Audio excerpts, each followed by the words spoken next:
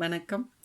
சமகால இலக்கியம் வாணிமோகனுக்கும் மதிபன்னடா மோகனுக்கும் ஆக்கம் 181 ராணி சம்பந்தர் ஜெர்மனியிலிருந்து. இத்துடன் நன்றிகளும் வாழ்த்துக்களும் கூறிக்கொண்டு, விதியோடு விளையாடும் வீரர்கள். 30 வயதை கொண்ட ரெமி லுசிடி என்பவர் உயரமான கட்டிடங்களில் ஏறி தனது சாகச விளையாட்டுக்களை சமூக வலைத்தளங்களில் பதிவிடுபவர். பிரான்ஸ் நாட்டைச் சேர்ந்த இவர் பாரிஸில் உள்ள உயரமான கட்டிடங்களில்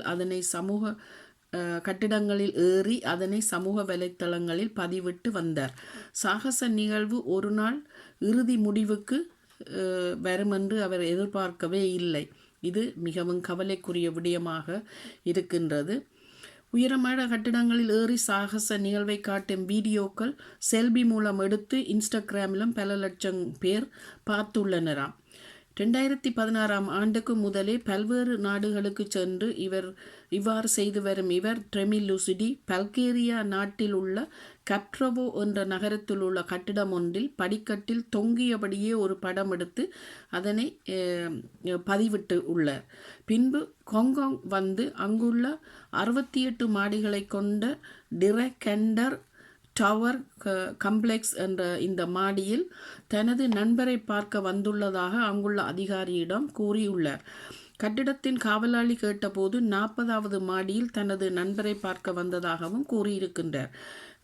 அதன் பின்பு எலவேட்டர் மூலமாக அவர் 68வது மாடிக்கு சென்றவர். அங்கே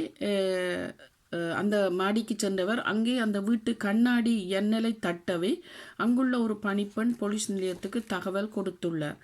அந்த நிமிடத்துக்குள்ளேயே ரெமி லுசிடி கீழே விழுந்து இறந்து விட்டதாக கண்டுபிடித்து உள்ளனர். இவரது இறப்புக்கான காரணம் எதுவென இன்று வரையும் கண்டுபிடிக்கப்பட முடியவில்லை. விதியோடு விளையாடும் வீரர்களுக்கு எத்தனை பொய் சொல்லி விதி ஏமாற்றும். அதாவது காரணம் ரெமி லுசிடி 40வது மாடியில் தனது நண்பரை பார்க்க செல்கின்றேன் என்று சொன்னது முற்றிலும் பொய்யானது என்று கண்டறிந்து உள்ளனர். அதனால்தான் அவர் 68வது மாடிக்கு சென்று உள்ளாராம். நன்றி, வணக்கம். ராணி சம்பந்தர், ஜெர்மனியில் இருந்து.